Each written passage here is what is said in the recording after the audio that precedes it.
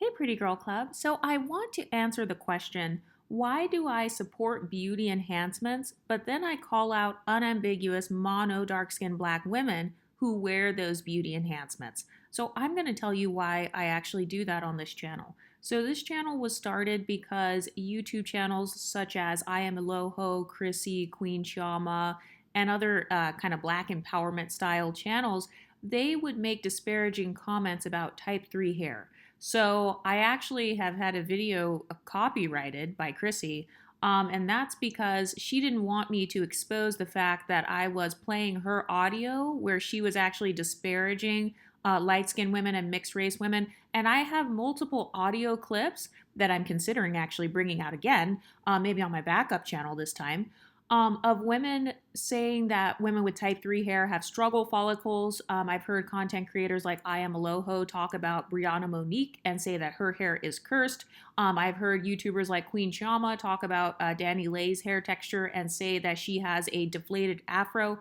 And so we know that when it comes to internalized beauty standards, the way to get a piece of somebody's internalized beauty standard and to tell what it is to simply look at how that person does their beauty routine for special events. So look at how they dress on their birthday, on their wedding day, and on all these special days. So one thing I noticed about all of those content creators in particular is they would talk disparagingly about type 3 hair or type 2 hair. And then whenever you look on their Instagram or look on their beauty videos on their channel, they are wearing type 3 and type 2 hair. So the problem is not with the wig in and of itself. The problem is with people disparaging type 3 hair textures while simultaneously wearing type 3 hair textures. So if you're just a regular unambiguous woman who doesn't talk shit about type 3 hair, you don't call people deflated afros, then I don't care about you. This is about the women who hypocritically try to pretend that type 3 hair is not pretty, or they try to pretend that women of my background don't have any attractive features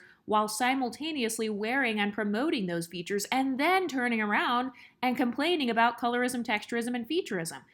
It's funny because I actually saw a video from Mayoa's World where she was talking about black men getting haircuts and like having their hair shaved really low so that they don't have to deal with texturism.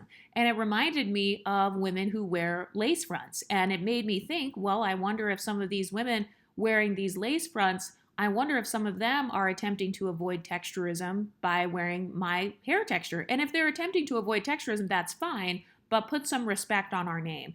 This channel was created to bring validation to women who have been accused of benefiting from isms, whether that's colorism, texturism, or featureism.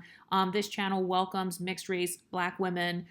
This channel welcomes all of the different types of mixes with black. And so we are actually tired of people trying to downplay our beauty while simultaneously wearing our beauty on their sleeve. Because you know how people get mad about black fishing or whatever. In reality, I actually think it's mixed fishing majority of the time. It's really not black fishing because they're not trying to look unambiguously black for the most part. Even people who tan their skin very dark, usually they tan their skin dark and they keep their hair in a type 2, more like Chili from TLC or something like that, and Chili is mixed race. But anyway, I've noticed that a lot of people, they will try to utilize our beauty and then they want to be mean to women in real life who have that same hair texture, or they want to talk crap about a woman's hair texture and say, you know, it looks like a deflated afro, or you're a ramen noodle head ass bitch. So that is why I go out of my way to call out the hypocrisy. And I also do this because it really is another form of validation of the beauty of those hair textures. You know, the fact that there are people who want to wear those hair textures, the fact that there are people who want to have a certain phenotype or a certain nose shape or features or whatever, that's actually a form of validating the women who were born with those features. And so that's why I will continue to call that out on this channel. I don't care about women wanting to look like me as long as they are nice to women of my community.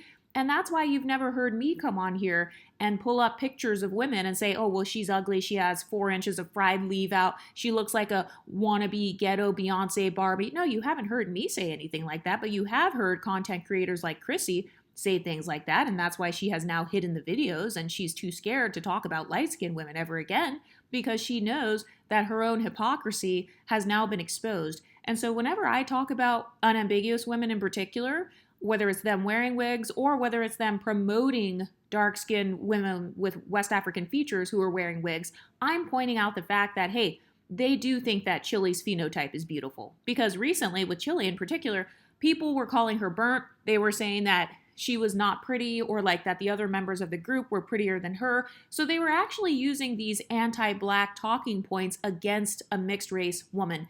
And I've noticed that one of the main tactics that a lot of unambiguous self-hating women will use against mixed race women is they will use these self-hating anti-black insults, or they will use male-centered insults. Because another thing that I've noticed is some people will say, oh, well, why don't you guys show yourselves if you guys are pretty, or if you guys are the Pretty Girl Club, why aren't you guys showing yourselves on camera? And they're saying that because they want you to show yourself so that they can then try to diminish your beauty or pick apart your looks. They want to have access to you so that they can try to destroy your self-esteem. They want to try to rank you in the eyes of the male gaze. In fact, I've even heard some black content creators where they will literally rank mixed race women based on whiteness. And then they'll say, this other person ranks higher than you, because she's closer to white. So some of these women have such a hierarchy mindset to the point where they will try to project it on you. And then they want you to prove yourself to them. They'll be like, oh, well, you need to prove to me that you're pretty if you want to talk about pretty privilege. And the reason they're saying that is because they have a scarcity mindset when it comes to beauty. They feel like, hey, I get to decide whether or not you're pretty. And in order for you to talk about pretty privilege, you need to show yourself. You need to prove to me that you're pretty. You need to show exactly what you look like from all these different angles. I need to see you with makeup, without makeup. Notice how even if I post unambiguous women on here, I have never in my life posted a photo of an unambiguous woman and said, she is not pretty, or look at how ugly she is, or look at how much prettier these other girls are than her. I haven't done that because I'm not dumb enough to do something like that, because number one, we have those features. Every single woman on this platform has at least one African feature, whether it's our nose, whether it's our skin tone, whether it's our hair texture. We have women on here with 4C hair. So I'm not actually dumb enough to go on here and bash an entire hair texture when I know that there are millions of people around the world with that hair texture. However, some other content creators were not that smart. And so yes, they did pull up pictures of light-skinned women wearing goggles and saying that she has 4 inches of fried leave out and that she has a wannabe Brazilian wavy when they're referencing that woman's weave. And I've also noticed that for a lot of people who are viewed as being at the bottom, or they view themselves as being at the bottom, what you actually are trying to tap into is victim privilege. Yes, I do believe victim privilege is a real thing. I'm kind of just making up a terminology because that's the best way that I can describe it. But I feel like the privilege of being a victim is that you get to complain as much as you want. You get to complain about your low status. And because people pity you, they will allow you to go around and, insult everybody, because a lot of people have the mindset of, hey, she's at the bottom, so just let her go, let her talk crap about you. A lot of people, they treat their blackness as if it's a disability. And so because they view themselves as victims sometimes, it makes them feel like it's okay to come online and say, well, this girl's ugly, or she has a deflated afro, or all of you guys in the exotical space, you guys must be all ugly girls because you're coming on here and not showing yourselves. And it's like, nobody has to prove themselves to you in order for them to talk about pretty privilege. It's a free country. We can do our YouTube channels however we want. Some of us show ourselves, some of us don't. We have the right to create content in whatever way we see fit. And also, it's funny how people are asking people on YouTube, oh, you need to show yourself, but I don't see you asking that before you purchase makeup at Sephora. I don't see you saying, oh, these women who created this product, they need to show themselves. They need to prove to me that they are pretty before I buy their products. Oh, this clothing store, whoever created these clothes and whoever designed them, they need to prove to me that they're pretty in order for me to purchase their stuff. No, what you're doing is you're actually showing me that beauty will either validate or invalidate a person.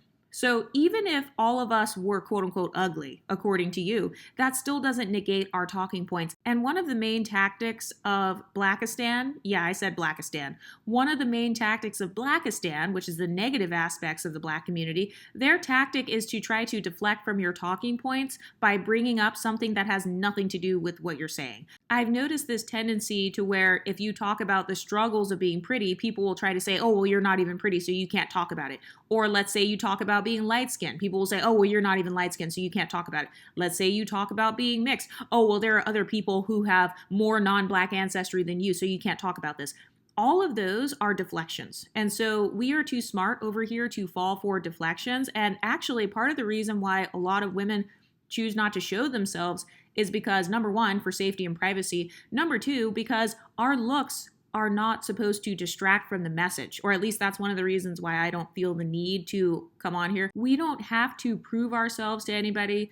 Also, it's about the talking points. It's about us telling our stories. It's not about us coming on here and proving to random trolls on YouTube how pretty we are, or, letting other people judge us. Because like I said, a lot of Black women with inferiority complexes, a lot of their talking points are very similar to red pill men. So this is similar to when women complain about like dusty guys or whatever, and then the red pill men say, well, what's your ranking? What's your dress size? Oh, well, you're a size 12. You're too fat to deserve a man who has money. All you can get is dusties anyway, so stop complaining. They're doing the same thing by saying, you guys don't show yourselves. Oh, well, you guys are probably too ugly, so of course you guys are going to complain. Of course you guys can't show yourselves because you're too ugly anyway. You don't rank high enough. You guys are not the pretty girl club. You guys are the ugly girls club. You guys are the mediocre club. You're not a 10, you're just a 6. So do you see how the women and the men, their talking points mirror each other? And then another talking point I've heard from MLS women in the YouTube space who decide to stay in kind of the Black empowerment space, one of the talking points that I hear from them is, well, I've never had the same experience. I've never been disparaged because of my skin tone or my phenotype or whatever, so you must have a bad personality. Exoticals United and all these other women who are creating these channels, you guys all just have bad personalities because you guys all must think you're better, and that's why nobody likes you. It has nothing to do with your skin tone. Okay, but even if that is true, even if we all have bad personalities, there are people who come on YouTube all the time with bad personalities. So if other people with bad personalities can have a YouTube channel, then we all get to have YouTube channels as well. I feel like what really threatens people is the fact that we have a new niche here that's growing and other people are starting to decline because, like I said, Chrissy is no longer talking about light-skinned women. She's no longer even going to talk about things like colorism because she's too scared to face all of our channels at this point. We've got people who are going out of their way to try to create YouTube videos about us or stream about us because they know that we are popping. They know that we are getting our exotical tax. And so they want a piece of the pie because they're not popping in the Black empowerment space. They're not popping with the unambiguous audiences that they have. Just like how Kelly Rowland decided to say, get somebody else to do it. And she is choosing to no longer be dark skinned. She is now choosing to go into the caramel category. And by the way, I'll probably make a video about that one of these days, but I've noticed that sometimes when other people feel threatened by your growth and your success, or they feel threatened by your mindset and your confidence, or they're threatened by how smart you are, then they want to try to deflect and say, oh, well, you're probably ugly anyway. Oh, well, you're probably not privileged anyway. Oh, well, you're probably just a random person complaining. You probably have a bad personality. And they're saying that because they cannot fathom being beautiful on the inside and out. They can't fathom that you can be pretty and also be smart at the same time. And so what they'll do is they'll try to tap into your insecurities. They'll try to get you to prove yourself to them. It's very similar to how men try to triangulate women. They want you to jump through hoops to prove yourself to them. But it's like, why should I waste my time trying to prove myself to somebody who doesn't like me anyway? Why should I try to prove myself to someone who's not going to approve of me?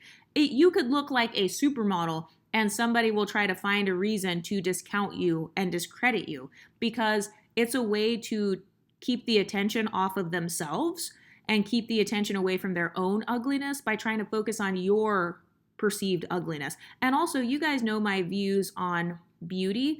Nobody has the right to tell me how beautiful I get to feel. So even if I was deformed and in a wheelchair, I still have the right to feel beautiful within myself. I still have the right to embrace my beauty regardless of whether or not anybody sees it.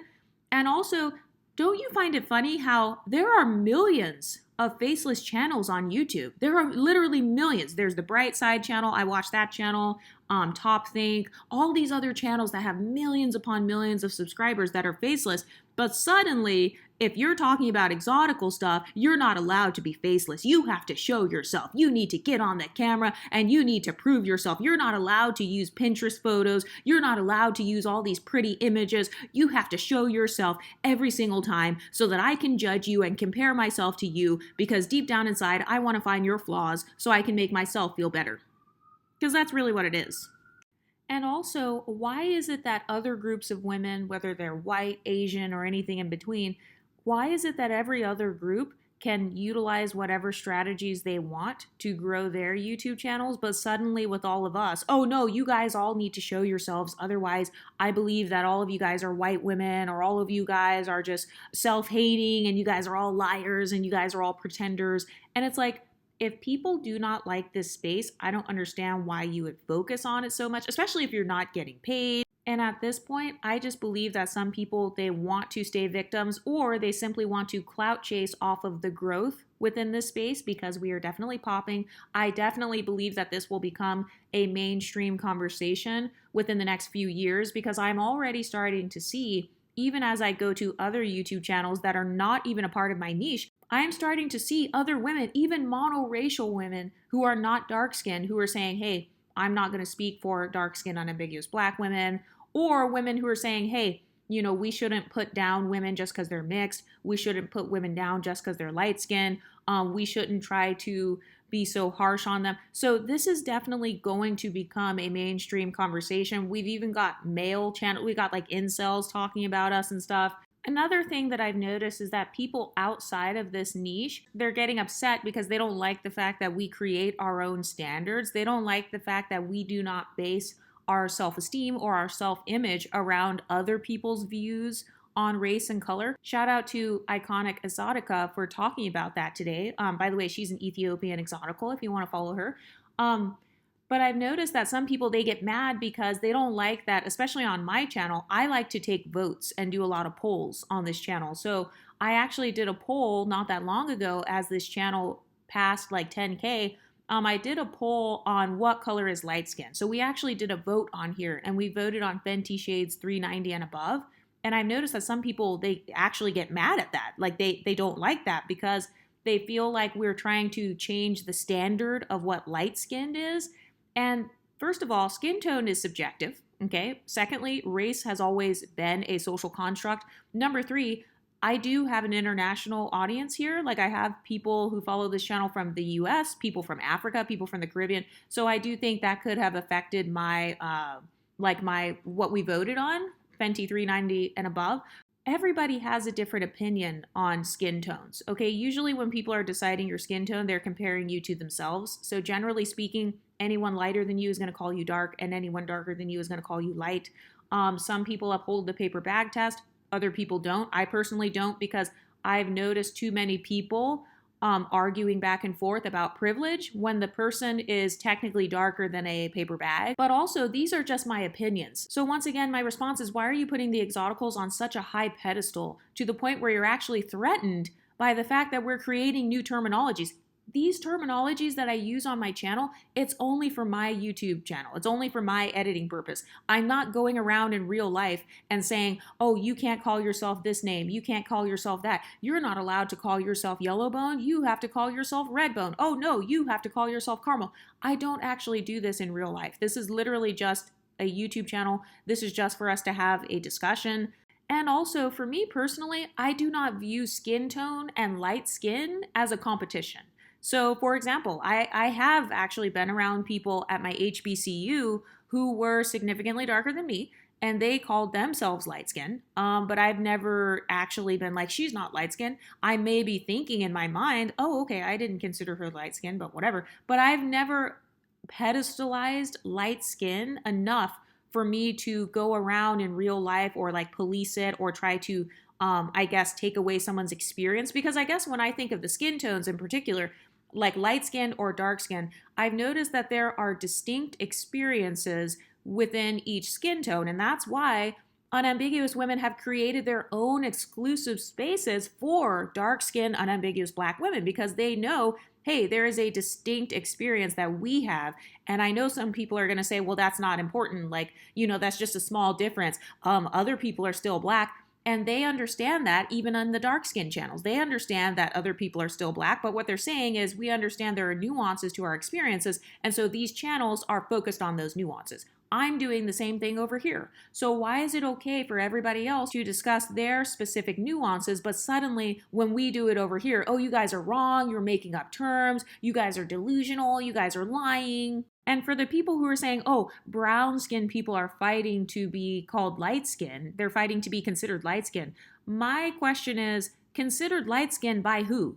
Who gets to determine who's light skinned and who's not? Who gets to determine who's dark skinned and who's not? So that's why I just did a vote on my channel, because I feel like if you gather thousands of people's experiences and then they kind of take a vote based on that, then that's worth something, I guess.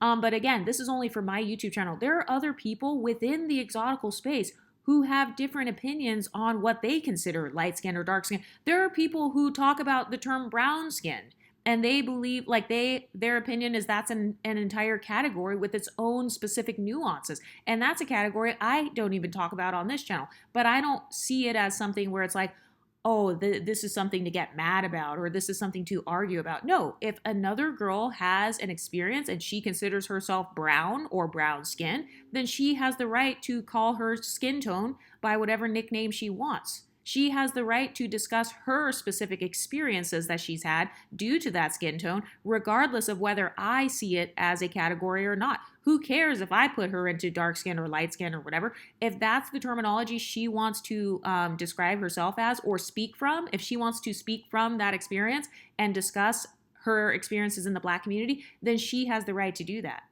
just like me.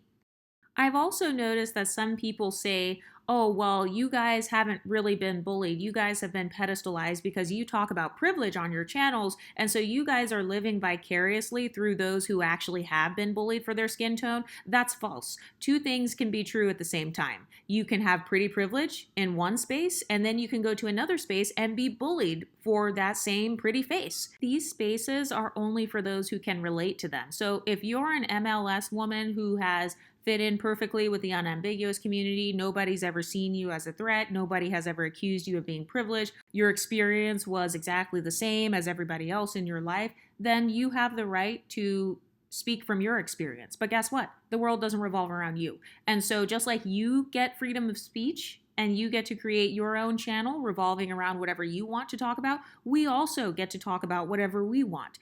And I seriously feel like some people are mad because a lot of us talk about pretty privilege. They're literally jealous of not being bullied over being pretty. That's literally what it sounds like at this point, because the main difference between our space versus other empowerment spaces is, number one, we actually talk about how to overcome inferiority complexes and stuff.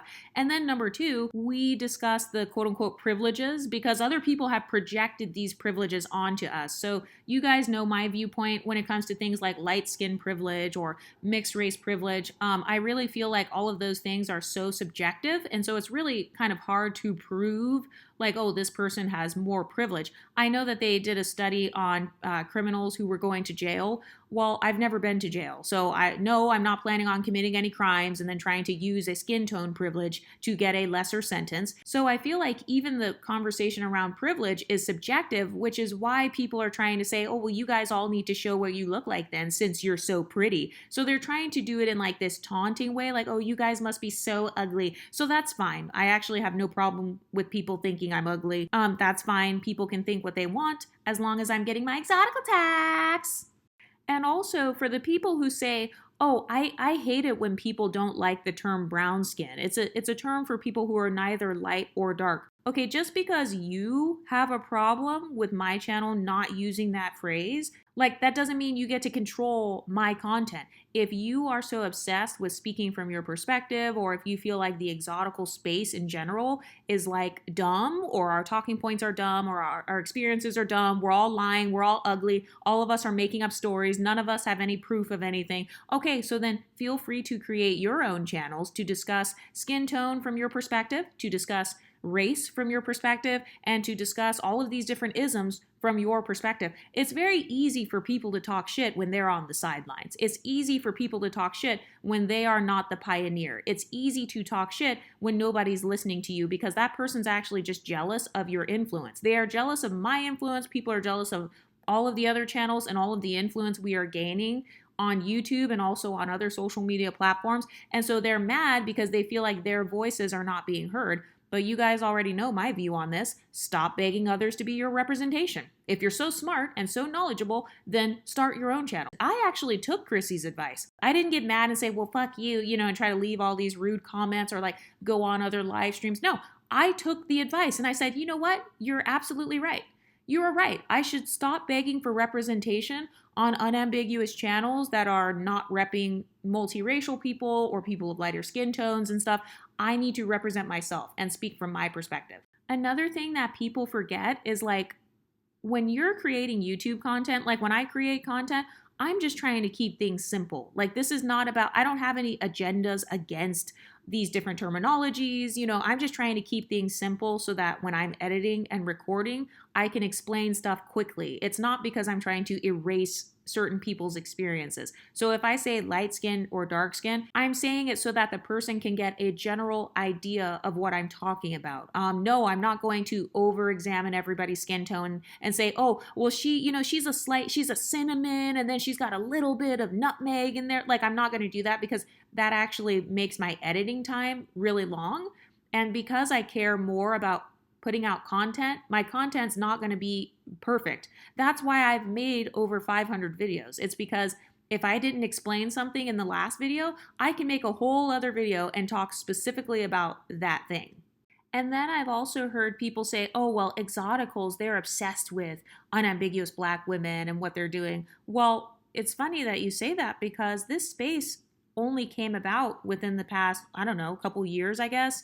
And we have allowed other people to speak on our behalf, to speak for us, and to even speak against us for about a decade. So you can't say, oh, you guys are obsessed when other people have been speaking about us on social media for decades or in real life for decades, and then we respond. So this channel was created as a response to Black empowerment spaces that were excluding women who benefit from quote unquote isms by calling us names like preferences, or saying, oh, you have light skin privilege, or you're benefiting from mixed race privilege, or you're benefiting from texturism and featureism. So this platform was actually created as a response. And I think that the people who thought that they would be in power in terms of YouTube and talking points, they're getting threatened because they realized, oh crap, I couldn't scare her off YouTube. Rumor has it that there were a lot of channels before this one who used to be on YouTube or like who used to make videos, but maybe they couldn't handle the trolling, or they got flagged a lot. Like people have tried to flag my channel before. And so other people, maybe they like left this space a long time ago, but I think that now people are upset because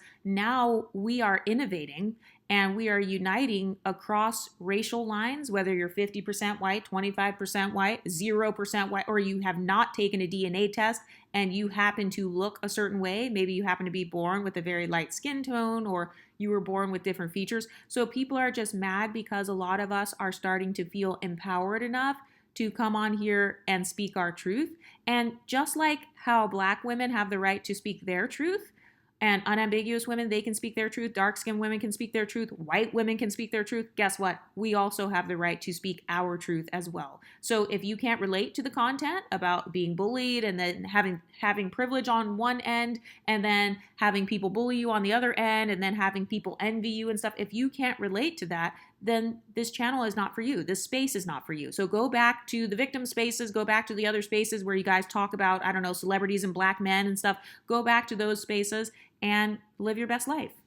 Another thing I've noticed is some people will try to accuse some of us of like having hate against unambiguous Black women and men and stuff. And they'll be like, oh, well, you guys are spreading hate. And it's like, oh, isn't that interesting? So a lot of other women have spent decades spreading hate, like actually making fun of Cassie for being abused, or actually like throwing live stream parties when a mixed race woman gets unalived by a Black man. So there have been women for years doing stuff like this in the Black spaces and divestment spaces, people saying things like, well, shoulda chose better, you got the same Black man. So there are people who have been doing kind of the same trolling behavior for decades. But then when people in this space start to troll back and they start to dish it back out, and they start to do some trolling themselves, like I've done trolling on this channel and I'm never going to stop. So when other people start to troll you back, then suddenly, oh no, you're being hateful. And this just shows that those people actually pedestalize you because they feel like you're in the position of power. So other people are allowed to call you ugly. They're allowed to talk crap about you. They're allowed to celebrate your demise or your downfall. They are allowed to call you the names of animals, such as squawking birds. They're allowed to call Nara Smith a pit bull. But if one of us turns it back around and says, oh, who's the real pit bull? Then suddenly, oh my God, you guys are so racist. Oh, you're being so anti-black. And so I've also noticed this thing where a lot of women, they can dish it out, but then they can't take it back. So they control, or like other YouTube channels control, but suddenly over here in the exotical space, we can't do any trolling? I don't think so. As long as I'm meeting YouTube's terms of service, and as long as YouTube is not telling me, hey, you're doing too much, then I can actually say whatever I want. I've noticed another thing where people who are mixed race on YouTube, or people who are also maybe light skinned, or they have the same phenotype as you, they feel like it gives them more authority to correct you. So I've noticed that some of my biggest detractors have been people who are considering themselves to be a part of this community, which I don't see how that works. How are you a part of this community, but then you can't relate to the community, you don't like it, you think it's bad? So it's like you're not a part of the community then. Exotical is not a race. It's a silly slang term that I took directly from the comment sections of Chrissy and Cynthia G. It's a terminology that they were using to describe anyone who was not an unambiguous monoracial dark-skinned black woman, like with the broad features and 4C hair. So that's a term that I took from them.